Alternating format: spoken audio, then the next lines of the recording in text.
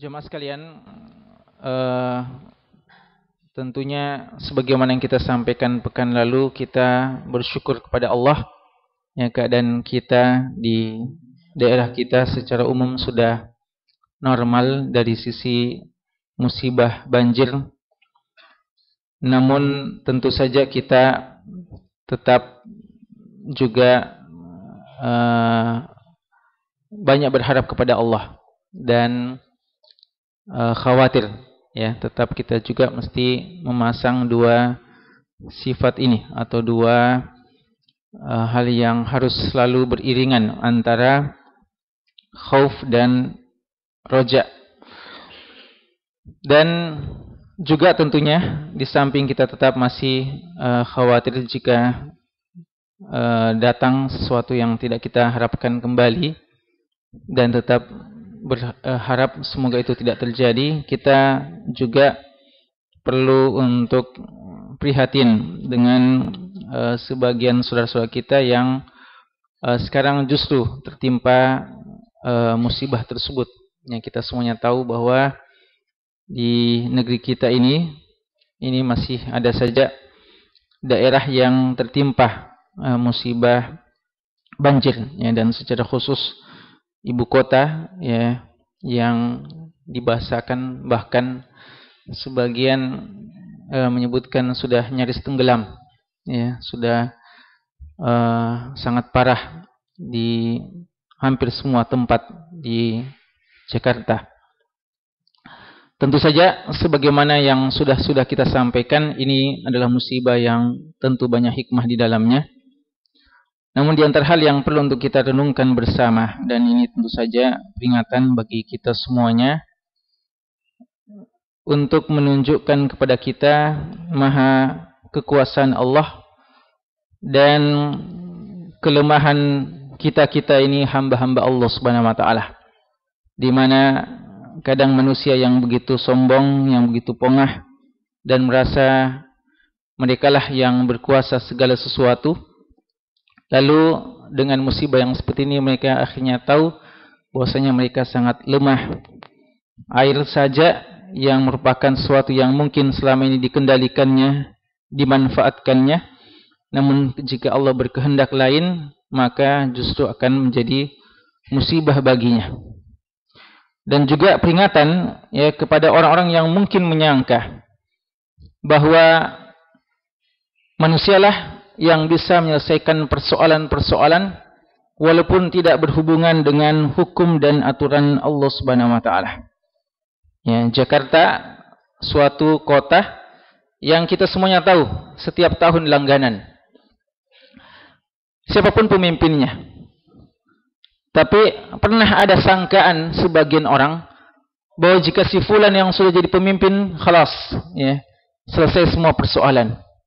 Ya, mungkin kita mengatakan ya kan baru dan seterusnya. Namun sempat ada sangkaan yang seperti itu, atau mungkin masih ada orang yang menyangka bahwa si fulan tertentu akan bisa mengentaskan berbagai macam persoalan yang terjadi di satu tempat, termasuk di kota Jakarta umpamanya, dan termasuk PR yang terbesar bagi setiap pemimpin di sana adalah persoalan banjir itu. Dan ini sudah mungkin banyak hikmahnya, dan mungkin salah satunya Allah mau mengingatkan kita bahwa Allah lah yang berkuasa atas segala sesuatu, dan tidak seorang pun yang bisa menghalangi kehendak Allah, siapapun orangnya, dan walaupun semua mau membantu dia. Karena wa'lam annal ummah law ijtama'at ala an yanfa'uka bi syai'in lam yanfa'uka bi syai'in illa ma qad katabahu Allahu lak, wa in ijtama'u ala an yadurruka bi syai'in lam yadurruka illa bi syai'in qad katabahu Allahu 'alaik. Itulah pesan Nabi SAW kepada pemuda di zamannya Abdullah bin Abbas radhiyallahu taala anhumah, bahwa sesungguhnya umat ini jika bersepakat untuk memberikan manfaat kepadamu, semuanya bahu membahu, tolong menolong untuk melakukan yang seperti itu, maka mereka tidak akan bisa melakukannya kecuali dengan izin Allah Subhanahu wa taala. Dan sebaliknya, seandainya mereka semuanya sepakat untuk membahayakanmu, memberikan mudarat kepadamu, maka mereka tidak akan mampu kecuali atas izin dan kehendak Allah Subhanahu wa taala. Apalagi jemaah sekalian, boleh jadi, dan ini adalah hal yang sudah merupakan fakta yang kita saksikan dengan mata kepala kita, Allah Subhanahu wa taala mau menegur mereka-mereka yang menerjang hukum-hukum Allah Subhanahu wa taala, yang tidak memperdulikan hukum Allah dan menyangka mereka bisa berbuat segala sesuatu walaupun hukum Allah mereka kesampingkan, bahkan kebelakangkan. Mereka membuang hukum Allah dan mencari ridha manusia untuk kepentingan-kepentingan yang sesaat. Dan ini kita saksikan di berbagai tempat, termasuk di seluruh tempat. Ya, ketika kita menggunakan sistem yang tidak Islami seperti ini, untuk menjadi seorang pemimpin harus memenuhi keinginan semua manusia. Ya.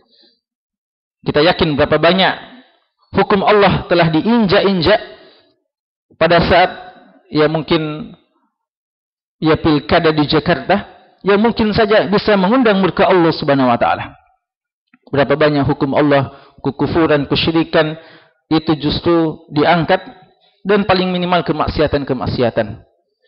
Dan ini terjadi secara meluas jamaah sekalian. Allahul musta'an.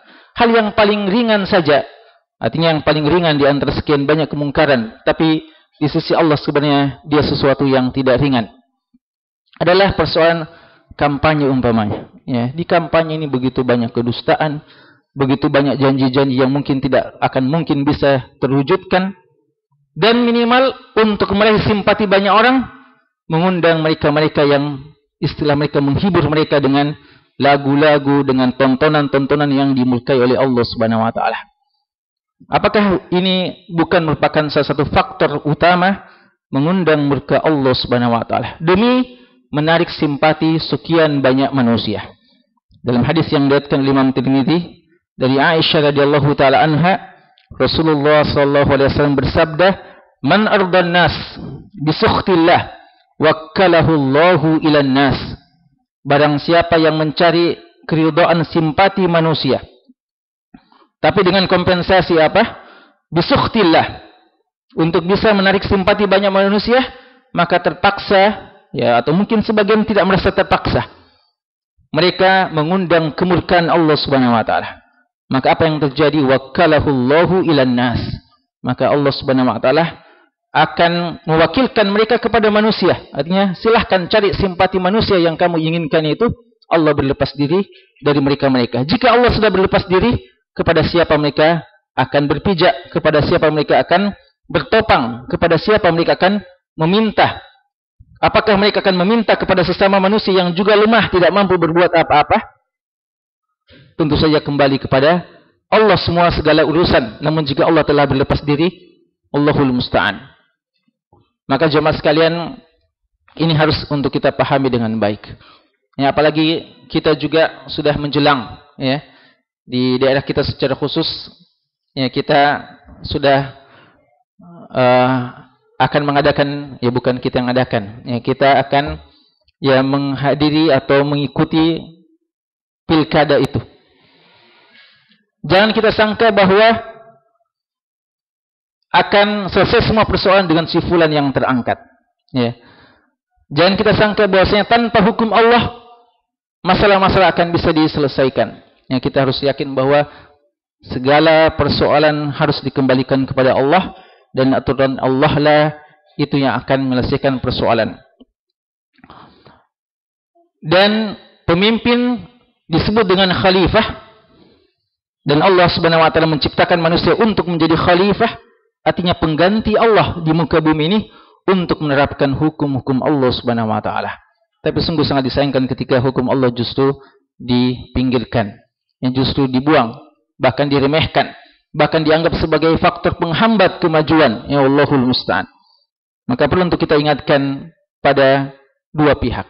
Kepada mereka-mereka yang akan menjadi pemimpin, kita harapkan mereka bertakwa kepada Allah Subhanahu wa taala dan memahami bahwasanya mereka adalah manusia biasa yang kelak akan mendapatkan amanah dari Allah, sehingga mereka butuh bantuan dari Allah.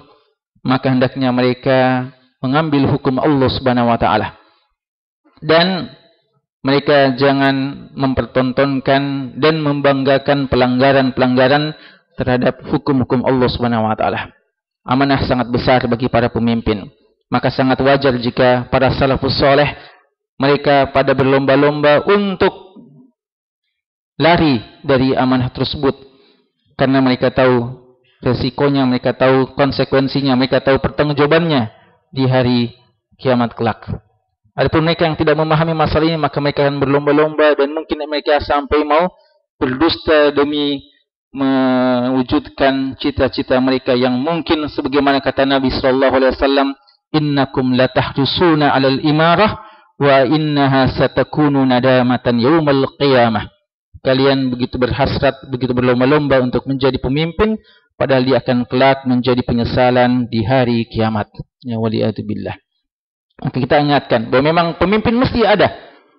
Maka jika Allah memberikan amanah kepada Anda, memberikan kepercayaan kepada Anda, maka ingatlah pertanggungjawaban di sisi Allah.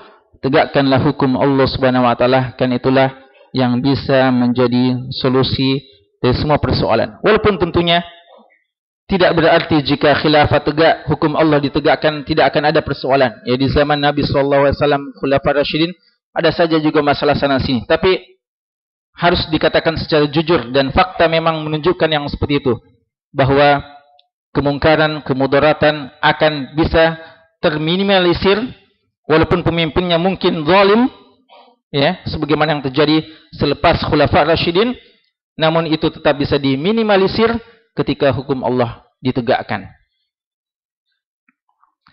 Yang kedua yang perlu untuk kita ingatkan, mereka para pendukung-pendukung, ya. Mereka yang memilih salah satu dari pemimpin tersebut untuk tidak mempertuhankan mereka, untuk tidak menyangka segala-galanya bagi mereka. Karena ya sebagaimana yang kita sebutkan bahwa setiap adalah manusia yang lemah dan hanya mungkin kekuatan diambil dari Allah Subhanahu wa taala. Sehingga jangan sampai kita mengatakan semua persoalan akan bisa dituntaskan dengan si fulan, dengan si fulan. Lalu kadang kata pujian yang berlebihan pada si fulan, atau mungkin si fulan yang membanggakan dirinya secara berlebihan dan seterusnya. Ya wallahul musta'an. Permainan-permainan yang sungguh sangat dikhawatirkan mengundang murka Allah Subhanahu wa taala. Maka jemaah sekalian, kita ketika memilih untuk memilih, ya, maka kita perlu memahami bahwa ini hanyalah sekadar untuk mengambil akhaffud dararain, yang paling kecil mudaratnya, dan untuk lebih mengambil maslahat yang lebih besar. Karena suka atau tidak suka akan ada yang jadi pemimpin. Maka kita berusaha untuk meminimalkan kemungkinan mudarat yang ada, dan kita berusaha untuk bisa mengambil sebesar-besarnya maslahat sebatas kemampuan kita. Dan tentunya ya ini yang kita pahami dari fikih masalih dan mafasid dalam persoalan ini. Maka jemaah sekalian, kita sebagaimana arahan para ulama kita, tetap melihat untuk memilih, namun dengan dawabit-dawabit yang telah kita sebutkan tadi. Wallahu a'lam.